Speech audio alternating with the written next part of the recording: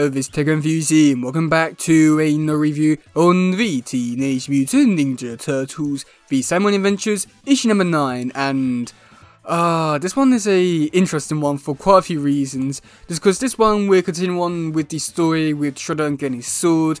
We also got Renette in this issue, which, oh my god, that's amazing because we never got to like her in the original show, so seeing her here, it's just like, oh my god. And yeah, I mean, oh wow, I mean, I don't know how like this series like somehow keeps improving with each issue, but damn it, it is amazing. And yeah, wow. Oh boy. Okay, so we do first start off with the Turtles, then the lair and the training, and we do get to see Splinter's training with Michelangelo, showing Leonardo how to use a sword technique to basically defeat the other opponent. Now Splinter does this and destroys Leonardo's sword, but that's when we do get to see Renette. She shows up and yep, it's just amazing. I just don't know what to really say about it, just because the design is like a Renette type of design and it looks like Renette.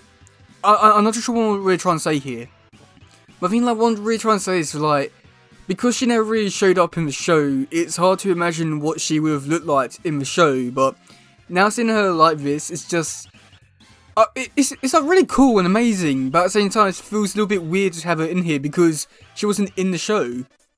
But like either way, it's just so amazing to have her in here, and yeah, I can't say enough nice things about it. It's just so great to have her in here. The only thing which I do sort of like wonder as though is how much she'll actually appear in this comic series.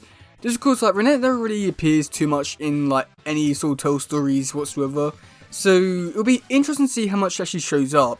Just because in this issue she was like telling Turtles and giving them warning about like stuff for the future. So I'm wondering a lot of stuff about that, just because I mean it can go either way. Just because if she's not in it, then it feels weird to have her show up here, but if she's in this series for quite a while, then I think it'll be interesting to see like what they're going to be building up to. But I think it's going to be one of those situations where it's just like, oh, this could happen and this could happen, stuff like that.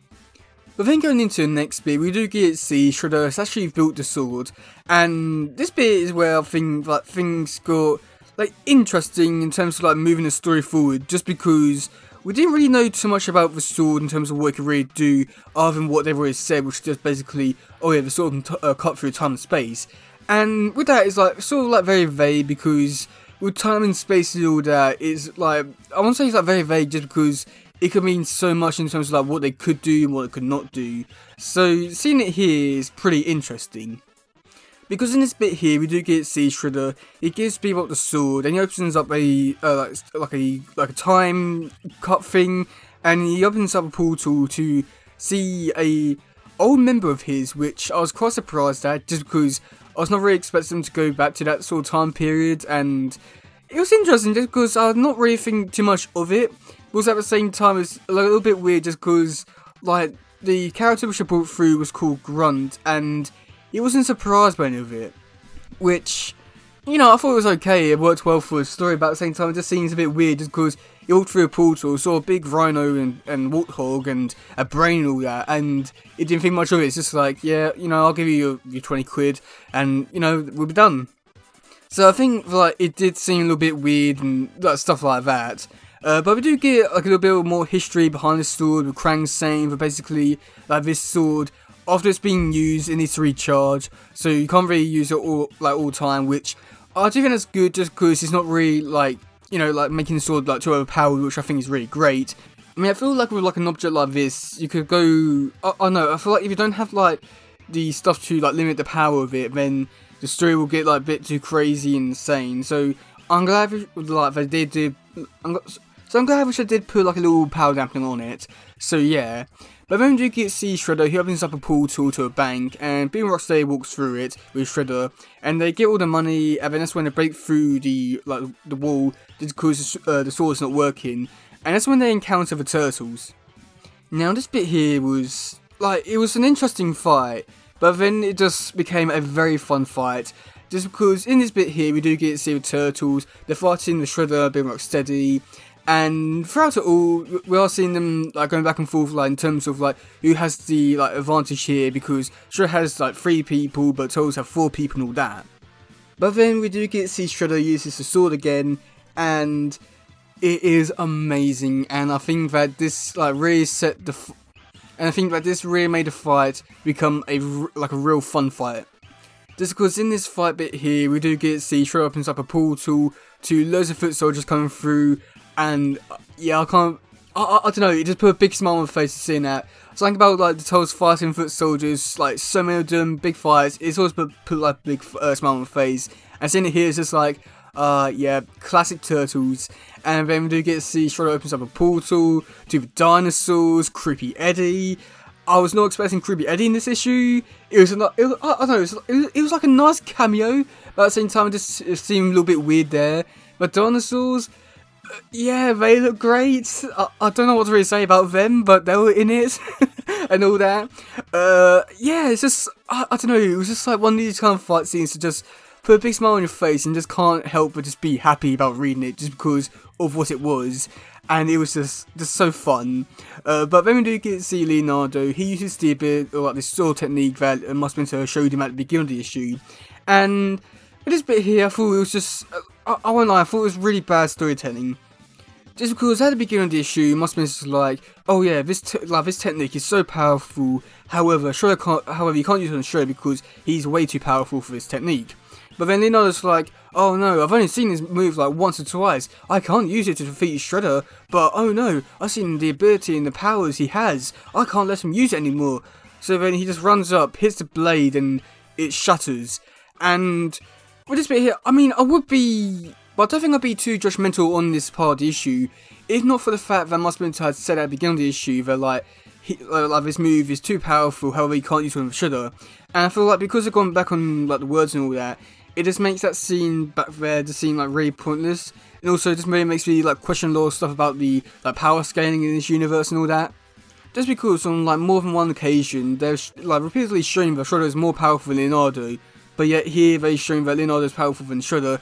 So I think that this like power scaling is like really off, I'd say. But then after that we do get to see Shredder and Leonardo, they get teleported to a different time. And we don't get to find out what time it is, and also got a feeling they got pretty like teleported to a different place in the world as well. And it's giving me like a lot of Usagi Jimbo vibes, but I know it's not. I know that's not going to be the case just because of all that and with like licensing and stuff like that, which is real disappointing, but it's understandable. But it's really giving me those kind of vibes, and that's pretty much it for the issue. And then there was like one last little thing which I would like to talk about, just because I think I think it needs to be talked about, but basically in the last bit of the issue, it's not really too much about the actual story itself, but in the last bit of the issue, they do give like notes again from like the creative team. So if you don't know what this was, basically so many years ago they used to do this thing at the back of the comics where people could write in letters and the people who were making the comics would write answer them and all that. And I always enjoyed that just because I always found it like a way to like really, found a way for like the comics to be a bit more personal to the readers and all that. And I always really did enjoy that, but unfortunately they stopped it a few years ago, and they never really explained it why. And now they're bringing it back, and it's in a more interesting way because now you're sending fan art and stuff like that. And I think this is a step in the right direction, and I think it'll be interesting to see like what people send in for the fan art. And I do hope it's quite a bit of fan art, just because as right now I only had one image and it was for Mutant Mayhem movie, which was pretty cool. But I feel like there should be a lot more fan art and stuff like that. And also quite curious to see about the questions. I don't know, I think there's something about it was like, bringing back the old comic book kind of vibe, which, yeah, I'm all in for it and I love it so much. So, yeah, RW, if you're listening to this, you finally did something right. I hope it took you a few years. Good job.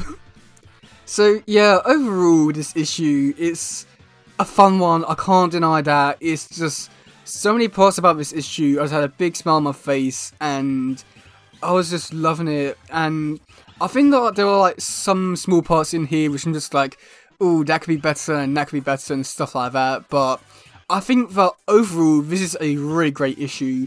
Like from seeing Renette and just everything about it was just so fun.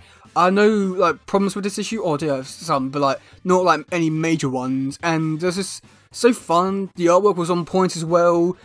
Yeah, I just don't know what to really say about it. It's just great, and once again, I'm looking forward to the next issue, and I can't wait, and yeah, I don't know what they're going to be bringing for the next few issues, and it's really exciting. I never thought I'd be this excited about about Comic India 7 universe, but here we are, and it is amazing. So, yeah, let me know in the comment section below, what do you think about this issue? Do you like it? Do you not? And, yeah, if that's it for today, guys. If it doesn't, please share, let's just grab another stuff. Goodbye, yo, and bye.